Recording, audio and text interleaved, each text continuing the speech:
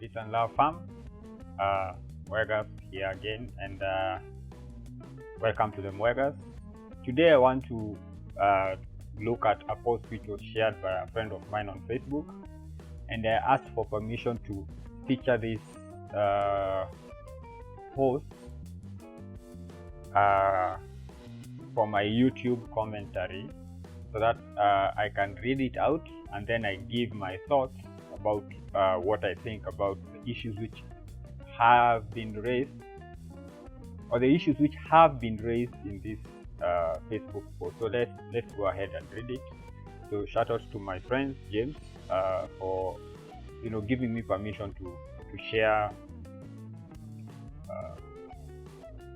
the post that you had shared. So this is what it says. Some times ago, there was a very good, endowed and blessed family. They had a blessed family in Kiambu. So Kiambu is in Kenya. It's one of the counties.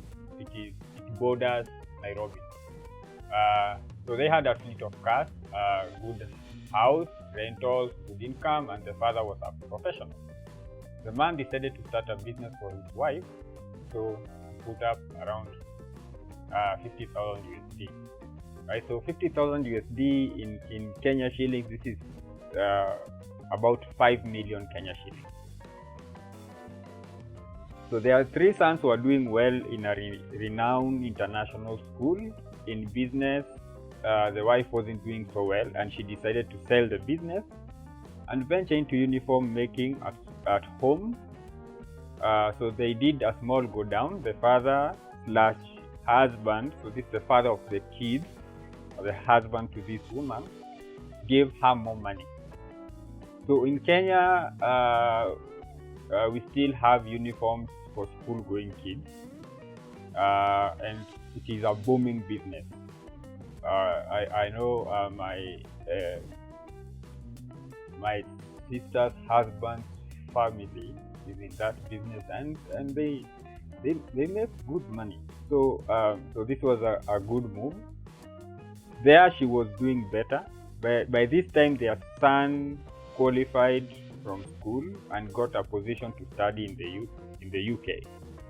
Right, the other son followed suit, leaving the young one, who, as they say, kale kamwisho, was in level 4. So like the last son, or the youngest son. So kale kamwisho means the last one, was in level 4. So level 4, let's say this is form 4, because if they were going to international schools, then I think they are using the American system. If it was Kenyan system, the 844, which is currently being phased out. So that's not here nor there. So this one was in level 4. So the son studied, and after studies relocated to the USA. That is both of them, after securing a job with a big group courtesy of the UK university. So these elder sons did their education in the UK and relocated to the US. As they settled, they decided to call the mother, leaving their father. See now, even if it is the father who had, done all this, taken care of their education and did what the man was supposed to do, these sons chose to tell their mother to come live with them. So the father didn't want the wife to be going, leaving him to be taken care of by house helps, and communicated that to his sons. But they had nothing of it. They used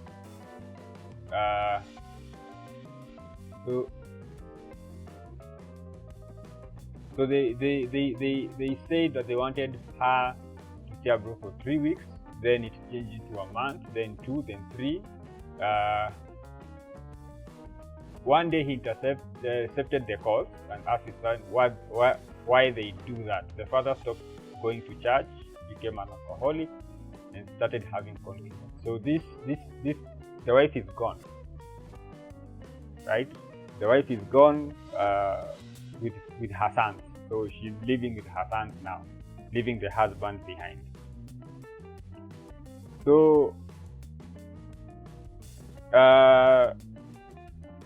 now the wife left, like kabisa, like totally, and left the young son with the father, and there was no communication.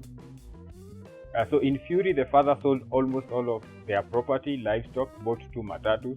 So in Kenya, public transport, you either have the big bus.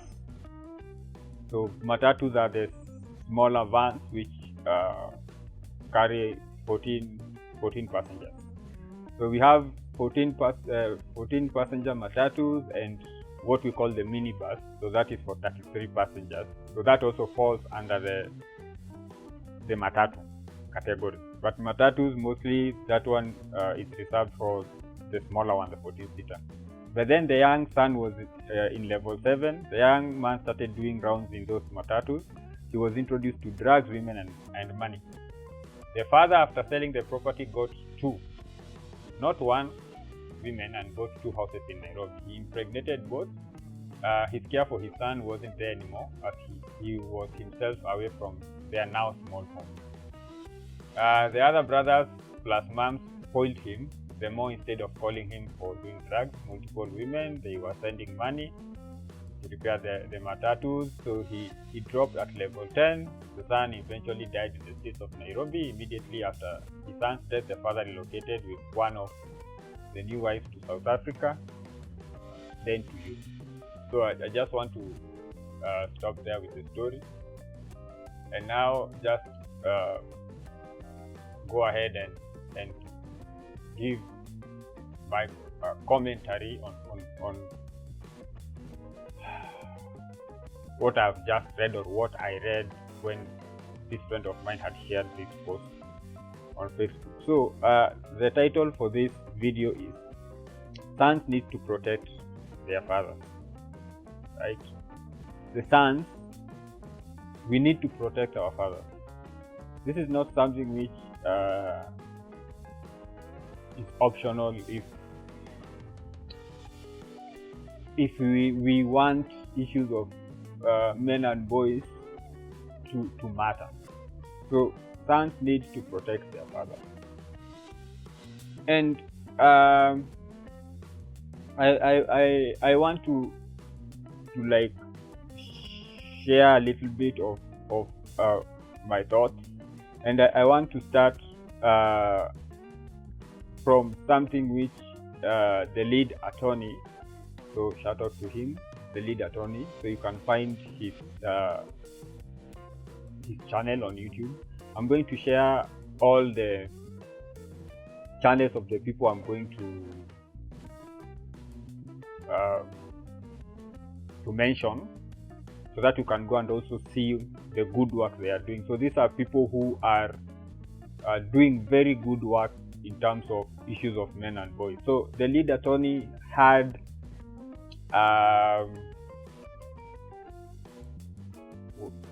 I'm lost for words. Sometimes I'm sorry. Sometimes my head just goes blank, and I guess today is one of those days. So he had a session or a segment where he was talking about the fact that men need to choose their marriage partners with care, right?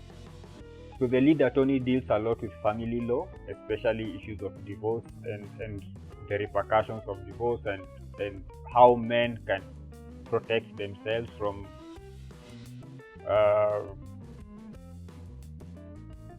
or cushion themselves against this thing which is somehow seems to be inevitable, especially in the West. So he deals a lot with family law in his state where he lives. He's an American, and he's in Atlanta, if I'm not wrong. So that, I guess, that is in Georgia. And he talks a lot about what the law says, when the family law says, what the lawyers will go after when the wife sues for divorce, or institutes divorce proceedings, and how men can protect themselves, and uh, like how you can cushion yourself so that even if the inevitable happens, it doesn't uh, you know take everything from you, right? And so he did a segment where he was saying that men need to choose their marriage partners with a lot of care, same way the way they choose business partners, because marriage more or less is kind of like a business, right? Because when somebody sues for divorce, then your property will be on the line. Your earnings will be on the line. Your savings will be on the line. Whatever you have set aside for retirement will be on the line. And the family law is not men friendly. Just to say it clearly, it's not men friendly. So there was an issue where he was talking about if a man cheats. He was responding to one of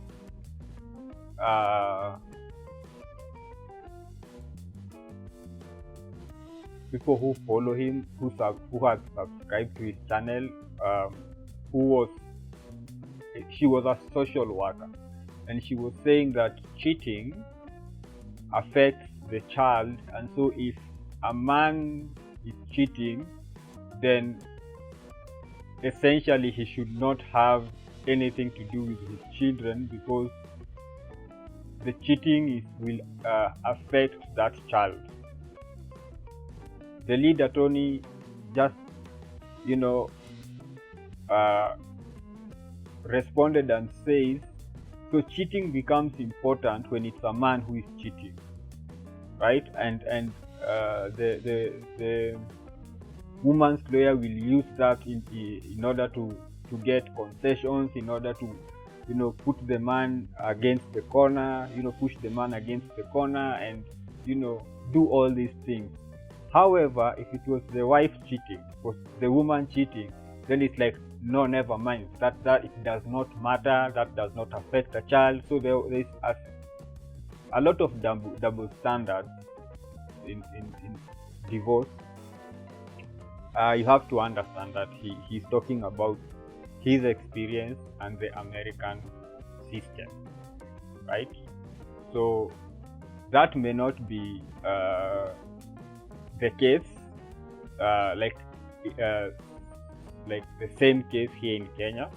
However, I remember there was a time when a high court judge, ruled that a man is not obligated to take care of an ex-wife, because the ex-wife is a grown-up. She is supposed to take care of herself. The only obligation a man has is to his children. And there was a lot of backlash. There was a lot of women rights advocates came out and said that the judge was misinformed. He was misogynist. He does not respect women. Does he not understand the amount of effort this woman had put in the marriage? Blah blah blah. There was a lot of talk. But the judge asked a very simple question. If you were not married to this man, would you be taking care of yourself? And the answer was yes. Then he said, you are no longer married to this man. So this man is not obligated to take care of you. This man is only obligated to help support the children. So you as the mother has to give also input, to the raising of your kids, because it is not it's not the man's child alone. The child belongs to both of you. So if you would have been paying rent, pay your rent, pay for your food, pay your way through life. So the man will come in and give support to the kids, but not to you. So there was a lot of backlash because uh, the women felt that the wife was entitled to be taken care of. And I guess so America has gone that way, where there's the issue of alimony, where you pay your wife because there are so there are weird reasons, like you had gotten her used to a certain lifestyle, so you are obligated to help maintain that life. Anyway, let's stop on that. So the lead attorney has really great content about men and how to navigate um, the system after the inevitable has happened. Okay, and like he says, he only gives legal information, not legal advice. So just go there to get enlightened. So he does a good job. So shout out to you, lead attorney. You are doing great work for men. Because we as men, we want to leave a legacy, and the legacy which we want to leave is through our children. So that means that we have to get married at some point, right? We get married, and but now if you get married with the wrong partner, or a partner whom you have not vetted enough, then it becomes problematic. There are men who have been divorced, and they did not go through all that because they vetted their woman very carefully, and when it came to separate, it was something which the two of them do it like grown-ups, right? It's not like some people do it where they want to hurt the other one. Like there was this video which was shared on Ruined Leon's channel. So shout out to you, Ruined Leon. You're doing marvelous work in highlighting what dumb people are doing. And this is a dude who was separated with the wife, and they were co-parenting, and I think he shared a video on TikTok where he said that he wants to take full custody of his kids because his ex-wife is not vaccinated. With all this COVID thing that is happening. So it wasn't like and this was a man which was really crazy, because there are very crazy men out here also. So as much as I and my channel is dedicated to issues of men and boys and pushing back the false narrative that the current feminist movement is pushing, we also have men in our midst who are giving, somebody says something, and as a man you look at him and you're like, do you still have a brain in your head, or are you just using your head somewhere using your head to hold your hair? That's the only thing your head does, and to lift your eyes up so that you can see forward, but you don't use your brain. This man was talking about taking full custody of his kids, not because his ex-wife was a bad mother, not because his ex-wife was putting his kids in danger, or in a situation where they will get trauma, like for example bringing strange men to the house and doing whatnot and using drugs and abusing the kids, stabbing them and all these things. No, his thing was, he is not vaccinated, so I am going to push to get full custody of my kids. Anyway, so Ruined Leon, keep up the good work, great channel. I really enjoy your takes. So there's a lot that goes into relationships and marriages, and back to sons need to protect their fathers. Okay, the current world, the modern world is not a safe space for men and boys. It has never been a safe space for men and boys, but back then threats were external, right? So threats were external. Before civilization, there was issues of animals, predatory animals, lions, cheetahs, tigers, what have you, snakes. So a man's life was in danger, but the danger was external.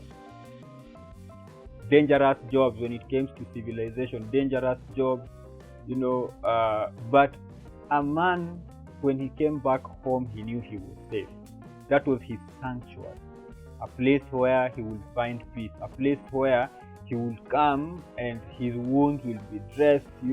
If he had a really rough day, he'll find hot water, to take a bath, to relax, a massage. But right now, the threat is now external and internal. So you get out of a dangerous world to get into a dangerous house, a dangerous home. And I am so excited because of the manosphere, right? There was a time, 10 years ago, 5, maybe 10 years ago, when social media, everything mainstream was anti-men. Men are doing this, men are doing this, F all men, men are trash, men are this, men are this. And I guess men got to a point and they said, no. And they started pushing back. And that is when the manosphere really took root, the red pill community. A lot of movements, the men going their own way movement. Men have risen up and they are just tired of the BS, right? They're just saying, enough is enough. Okay, and for this, O'Shea Duke Jackson, shout out to you, doing great work in terms of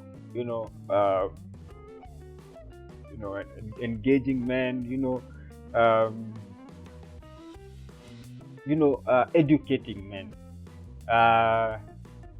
Mediocre tutorials and reviews, MTR, also wonderful job. Because people need to actively push back these false narratives, not only to push back these false narratives, but to bring the correct narrative. Right now, men's voices are starting to be heard, right? And you will see some of these people, they will be painted so many kind of ways negatively, just because you're saying, hold on, wait a minute, what do you mean? What do you mean? And for this, I love what the Godfather does on his channel. Shout out to you, Kevin Samuels. Great content. It is good and refreshing when we see a man standing up for fellow men and pushing back. Like, hold on. So you said you were in a toxic relationship with a man for how many years? When did you realize the relationship was toxic?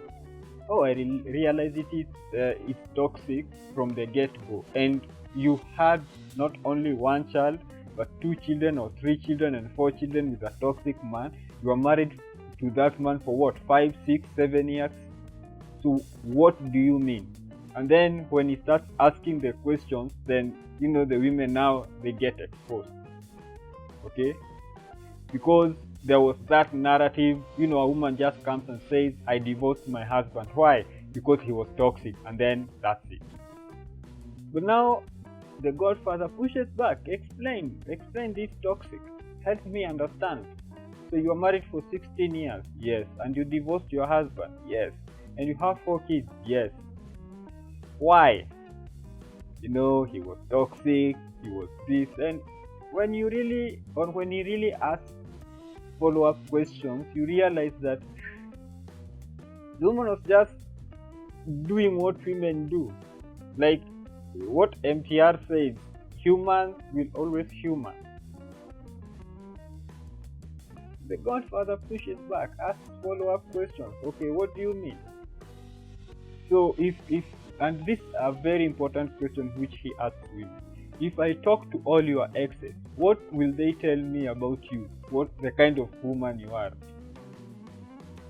And then kind of some women who are honest with themselves, they say they will tell you I was mouthy, they will tell you I was this, they will tell you I was a cheat, they will tell you I was this. And then he asked, so why are you shocked that the man responded or reacted the way he reacted? And then there are women who come out there and say, my man was abusive.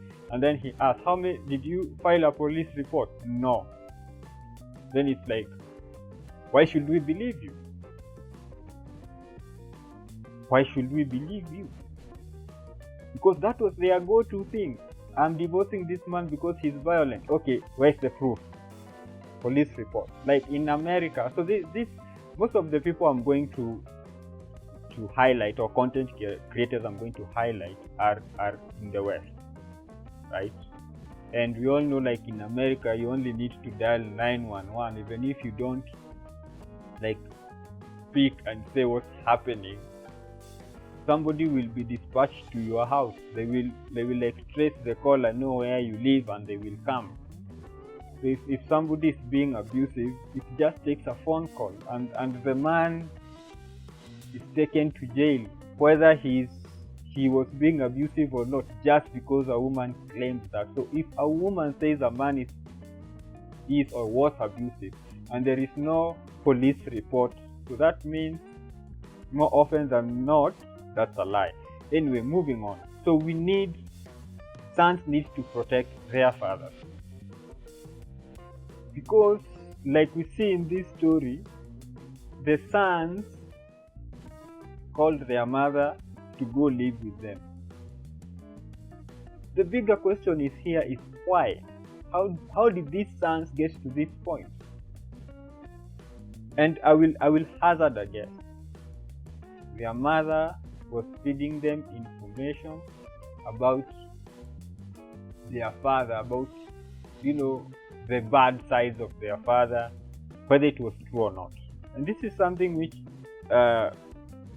Kevin Samuels, the Godfather, talks about. He tells people, as a child, you have no business getting into your parents' affairs. You are a child, know your place. And as a grown-up, as a parent, you are responsible to your children. Do not expose them to whatever issues you are going through with your spouse. They are children. Let children be children. And then he tells kids, you are a child. Be a child. Stop being stupid. Right? Stop being foolish. You cannot say, my father cheated. How did you know he cheated? Somebody told you. Who told you? Your mother. That was her mistake. Okay, so most probably these children were poisoned against their father. These sons were poisoned against their father, and that's why they had the courage and the audacity to call their mother to live with them, knowing that she was somebody's wife, somebody who is still alive. And somebody who had sacrificed a lot, worked so hard to ensure that they have the life they have now. So now they just stand back and spit or bite the hand that fed them.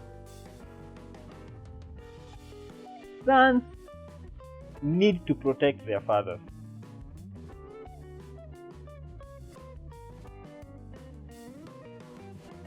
There's been a lot of misinformation, misconceptions, deliberate lies against men. And it's not only men or male figures who have been pushing back on this narrative. Right? So, Candace Owens takes it from the other perspective. As a woman, what is so wrong about me being feminine or feminine?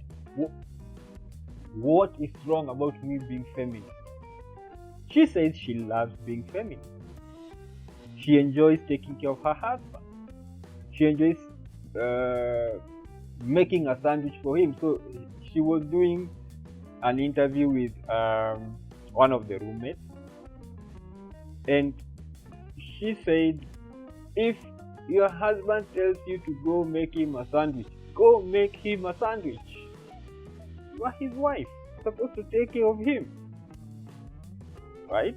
And so for her, she pushes back on this anti-men narrative that the feminists keep pushing down girls' throats, right? So she's like, I'm a woman, I am enlightened, I have gone to college, I've done this, I've achieved this, and I love being a woman, right? Because the current feminist movement, the people they push to the forefront are the men are trash kind of people. And Jesse Lee Peterson, Jesse Lee Peterson says they are lesbians.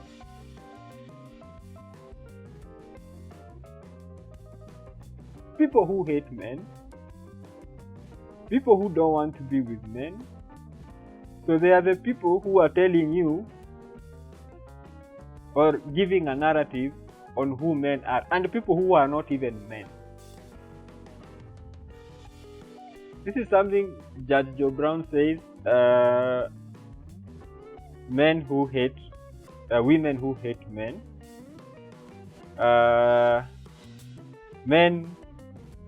weak men who there is this thing he says, I'm sorry, you just have to go and check him out on the Real Dana Show. So shout out to that page and that YouTube page, because Judge Joe Brown does not give an F. He calls it as he sees it. He doesn't mince words. He doesn't care if YouTube, shuts down the channel or whatever. He doesn't give any quarters. And I love that outspokenness and the fact that he's an elderly man. As men, as young men, I'm not so young, but then I'm not so old. We have forgotten what it means to sit down with an elder and listen to them tell us how the world works, because they have a lot of years in this world. And this is something that Kevin Samuel keeps on telling the people who come on his platform. Like, he's 51 or 50 something. Like, you can't be 20 and try to educate him. He's almost 3 times your age. He has seen things you can never dream of. He has experience, and that's why I like listening to people who are older than me. Even if somebody is older than me with only 1 year, that 1 year makes a great difference. He or she knows more than me. And so Dr. Jordan Peterson says, listen to people, because you might just learn something. Just listen, because you might just learn something. So don't go somewhere thinking you know. And that's the problem with the sons of today. They have been emasculated. They have become their mothers, for lack of a better phrase. They have become their mothers. So anything their mother says, for them it is true. So if the mother says your dad ain't shit, so they take that as the gospel truth. So to them, no matter what the dad does, no matter how much he sacrifices to take care of them, no matter how good he provides a life for them, they do not care. And you see this a lot, especially on on YouTube for those content creators who invite people to their platform to talk. And this thing happens over and over and over on Kevin Samuel's, platform, where you see a woman or a lady, a young lady or a young man. Mostly this is for young ladies. They come on the platform and say, my dad was this, my dad was that, the way he used to treat my mom and this and this. And this young lady, the dad is still alive. The dad is still married to her mom. So the mother was talking shit about her husband to her daughter. The husband that she has not divorced, so she's still married to that man. The man who took care of the daughter, fed them, clothed them, put a roof over their head, educated her all the way to college, and now she still says my dad ain't shit.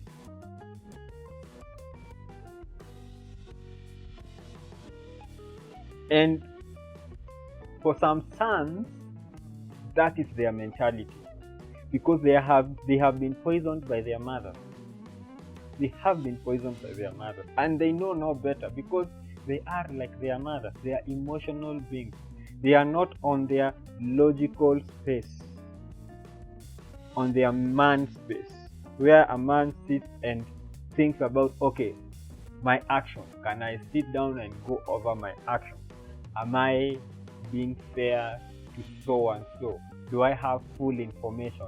Okay, my mom told me A, B, C, D about my dad. Is that the case? Can I go and ask my dad about this?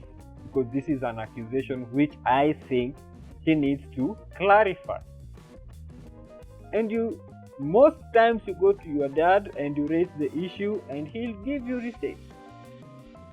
He'll tell you, okay, the reason why your mom and I did not work out is because of this, and this. And then you're like, hold on. She didn't tell me that. She didn't tell me that you caught her cheating. She didn't tell me that you did this. She didn't tell me that she did this. She didn't tell me, because everyone wants to paint themselves the saint in the story. Until you ask the other side, then you'll realize that maybe, just maybe, both of them are villains. Anyway, sons need to protect their fathers. Sons really, really, really need to protect their fathers. So women have to start being held accountable. You need to push back. And they are not used to that. I remember I am part of a WhatsApp group where I shared a meme. You just share something that people will laugh at. Where there was this, it was like a screenshot of a tweet where a woman was asking something to do with why, as a woman, are you not why you don't have a man. And then another lady answered, tweeted back and said that the men have discovered that they also like to be treated, like being taken out, being pampered, and I am broke. I blame feminism. So I shared that, for the laughs, because in that page people share memes, people share funny things, and then we laugh about it, we talk about it, it generates a discussion. So this lady comes in and says it serves her right. She should realize that if it was not for feminism, she wouldn't be able to post that tweet. So me being me, and it's not too serious. It's not something which you can get mad at. So I came back and I asked, okay, I don't understand. So this is what I said. Please make me understand. So what do you mean? Did feminism buy her the phone? Did feminism invent the internet? Did feminism invent Twitter or Twitter? So help me understand how she couldn't have tweeted what she tweeted if it wasn't for feminism. Okay. So me just being my goofy self. So she comes back and says, um, you do realize that before 18, did she say 1890 or 1840, something to do with that? Do you know that before 18 whatever year, women were not allowed to own property, women were not allowed to do this, women were being burnt at the stake for being witches if they read a book? Then I'm like, okay, that escalated quickly. I'm like, okay, fair. So let me come back to you. I asked, okay, when did the feminist movement start, by the way? So she was like, I'm done talking to you, I'm having a busy day, go Google it. I'm like, you are the one who started the discussion. So why am I sharing this story? Is that women, even right here in Africa, our women have been so used to no pushback that when somebody pushes back, they become flustered. They are like, I can't deal with you. I don't understand what is wrong with you. Don't you know, as women, the way we are suffering? You know, you are a misogynist, you are this, you hate women. Pushing back is important, even if you are just pushing back for the sake of pushing back. This is what I do. If you post something, I want to know, do you believe it? Do you know what you are saying? Or do you just regurgitating what you heard? Just let's have a discussion. Say what you say. I ask questions. I'm just asking. And this is something which Angela Staton King does very well.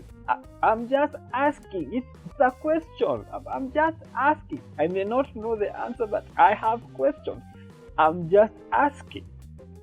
And then because you made the claims, then you come and answer the questions. If you have no answers, you also say, okay, I'm also asking questions. This was just an opinion. I just put it out there. This is what I feel. This is how I think. And it's okay. So pushing back is important because people have been so used to spewing nonsense. You know, you hear something somewhere, you come and repeat it so that you can sound enlightened, and you have no facts with you, or you have no information. Like, you can just say, okay, this is something I had. Okay, I just shared something I had. I thought it made sense. Okay, why doesn't it make sense to you? And then we have a discussion. It's not a fight. Life sometimes is not that serious. Anyway, sons, we need to protect our fathers. It's not an option. Okay? It's not an option. And there are women out there who are doing very good work, especially on YouTube, because right now the world is global. A lot of information you can find on YouTube. Look, if I'm having trouble with something, for example, I'm supposed to do a report, or I need to do something like a concept proposal, and I have no idea where to start, I just go to YouTube. I watch some content on the issue, and I start having ideas. I start seeing how my thoughts, I can shape them, how I can format them, how I can present them. So YouTube is a very big resource. So it's Google. Okay.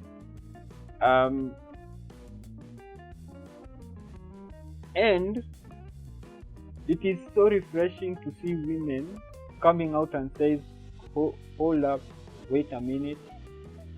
Why are we encouraging women to fight men? Why are we encouraging this sort of behavior towards men? And why are we not pushing back? And that's why you see people like Tasha K can come on YouTube, a public platform, and insult a grown man. And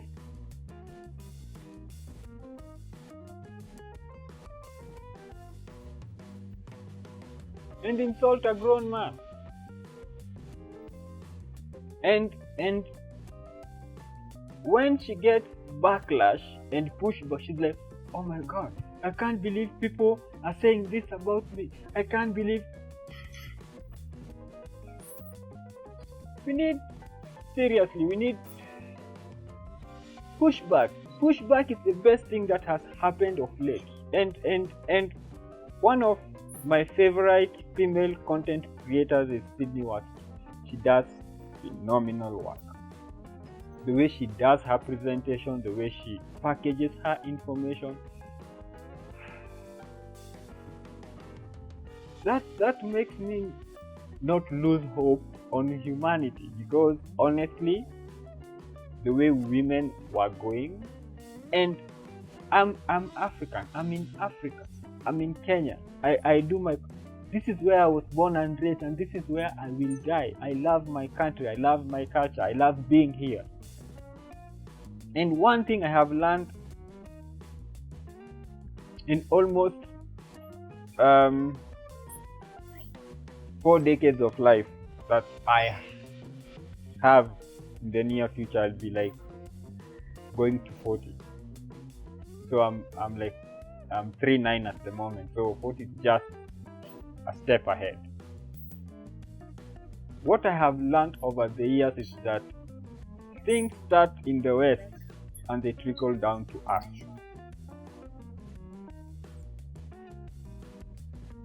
Right? Especially behaviors, they start there, the West, and then they find their way here. They are normalized there, and then once they are normalized there, then they are put on celebrity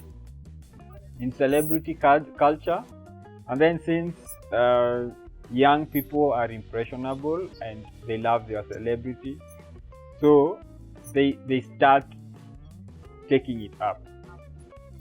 It started with feminism.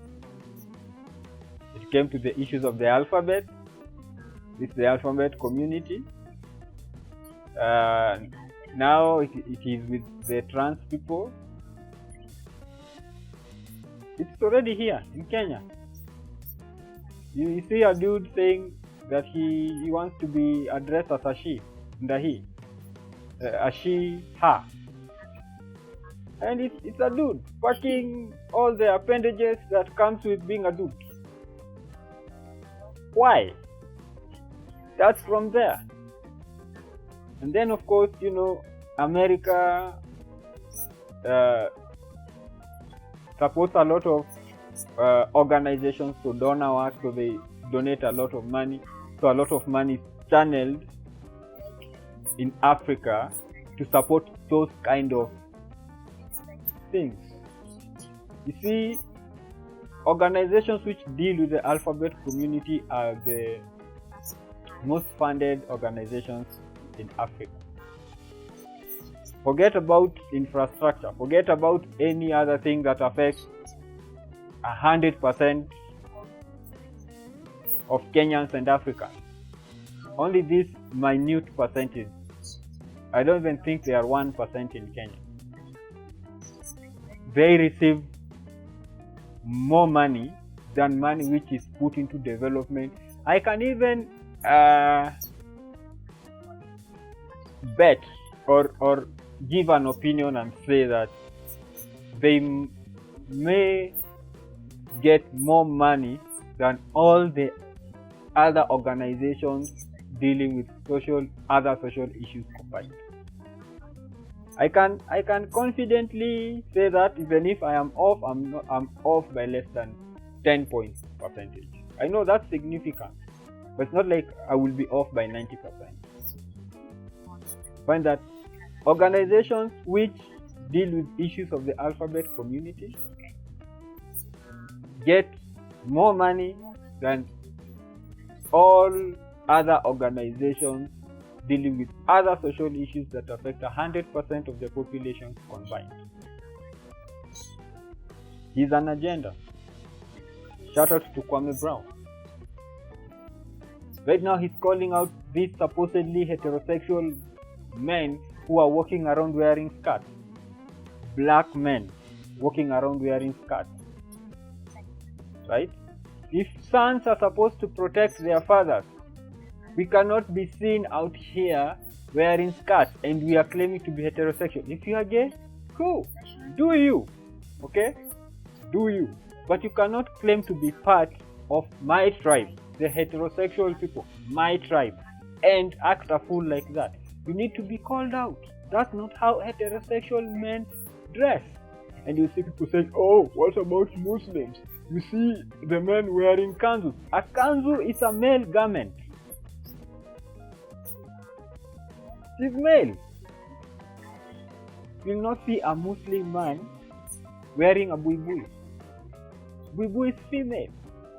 Dera is female. Kanzu is male. You will not see a female Muslim wearing the kanzu. Because it's male. And the buibui is female. So heterosexual men, we need to hold them accountable. They are part of our tribe. Or they need to get out of the closet and say they are gay. And then we hand them over to the gay people, and then the gay people can deal with them. But if you say that you are heterosexual, then we as part of the tribe need to hold you to some form of standard. You cannot be acting a fool out here. And no. Then people are bringing hate to Kwame Brown, and I saw a video of him saying that people are threatening to do violence to him. Why? Because he called you out? Because he said that what you are doing is unacceptable? As part of our tribe, we have the right to hold you accountable to the standards we have set. You don't have to be part of our tribe. You can get out and go join a different tribe, and then we can say bye-bye. Go get, if the alphabet people do not have standards, go out there and do your thing. But I'm very sure also out there, they also have set standards for their people. Anyway, sons need to protect their fathers, right?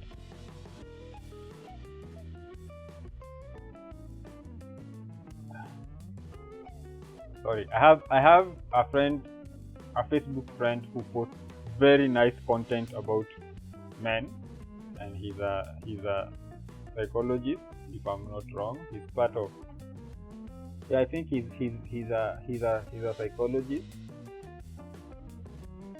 and there is something. So he talks about how men need to develop their character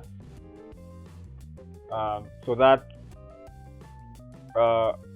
their masculine character. So it's all about masculinity, their masculine character. So he will talk about how men, waste a lot of money in their youth because they are chasing after the fast life. So they want to go party, go for road trips, do all this nonsense.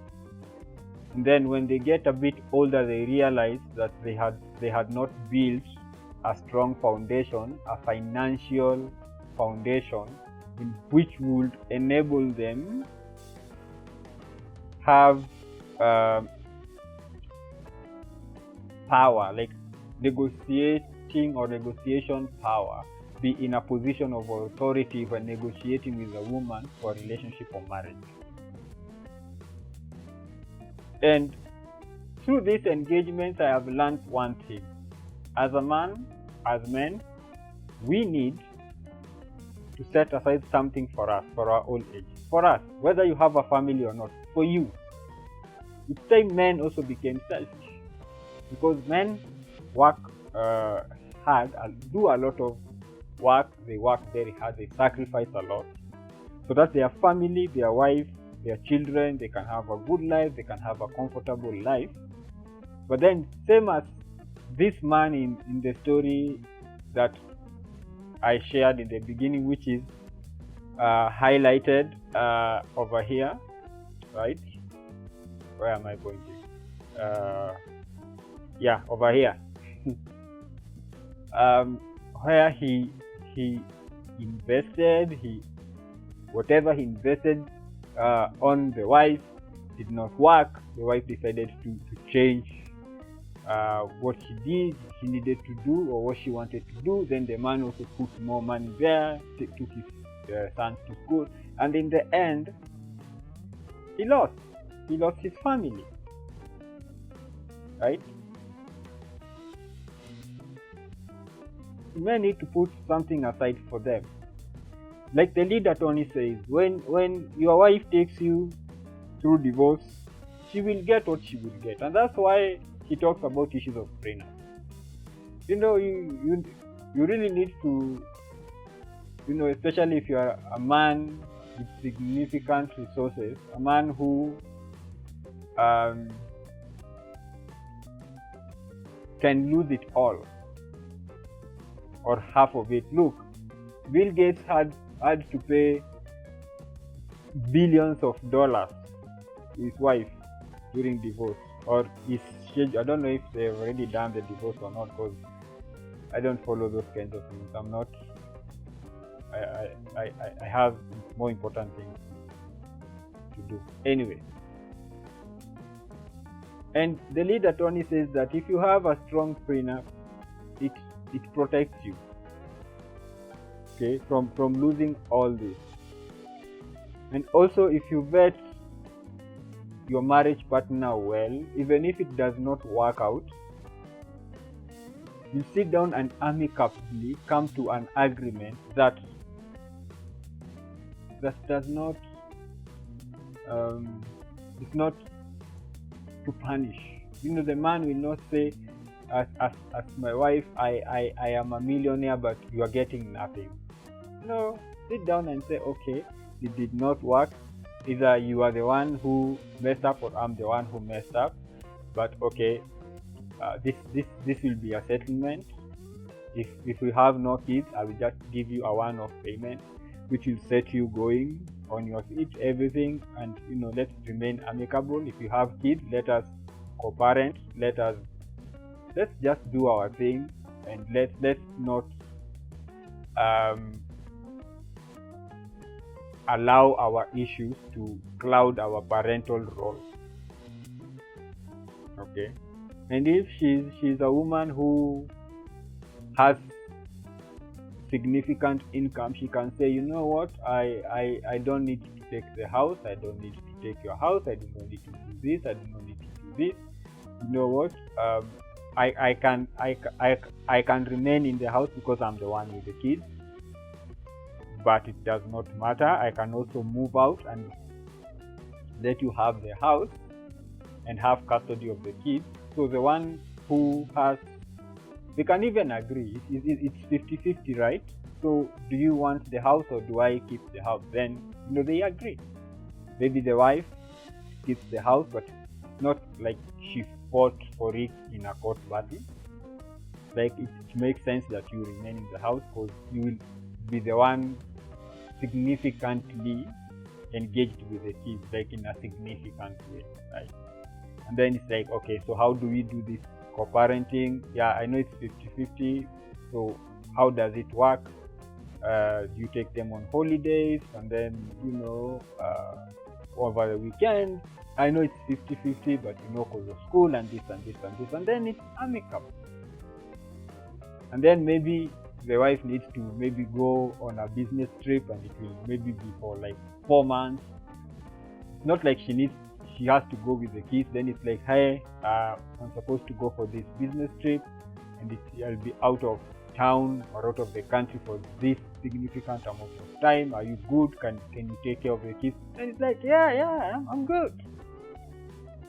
Then she goes, she comes back, and then maybe the husband has to go out of town, and she's like, okay, I need to go out of town, so I won't be able to take care of these kids the way we had agreed. Can you cover for me? Then the wife is like, okay, you go do you. And then no issues. Like, nobody calling the social officers, or what do you call them? Social care or whatever, those people. To come and say, my husband was supposed to take care of these kids for this weekend, but he's out of town, so what do we do? grown up about it. Anyway, so like I was saying, why should this thing is damn long? God damn, 1 hour. Anyway, why in my culture, this is what we say: sons are their fathers, and their fathers are their sons. So the son is the father, and the father is the son. And in my culture, like literally, that is what it is. Like I am named after my father's father, right? So I am named after my father's father. So I am my father's father. And my son is named after my father. So I am my father's, I'm the father of my son, and my son is my father because he is named after my father. So the son is the father and the father is the son. So it is a circle. It is a circle. Fathers give back to sons, sons giving back to fathers, fathers giving back to sons, sons giving back to fathers. So the father is the son and the son is the father. So if you take care of your father, you're taking care of your son. If you take care of your son, you're taking care of yourself. Because you're taking care of you. So sons need to protect their fathers, because by protecting their fathers, they are protecting their sons. When they are protecting their sons, they are protecting themselves. Sons. When you do not protect your fathers, you're not protecting your sons. When you're not protecting your sons, you're not protecting yourself. Because what you are doing to your father, your sons will do to you. That is the truth. So you may not want to do it to your father because you have maybe a bad relationship. You are not in talking terms, you are not good, these things happen. So you need to do it not for him, but you need to do it for you. Do it for selfish reasons.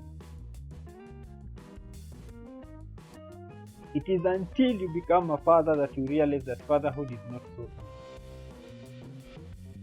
It is until you become a parent that you realize that parenting is not so easy.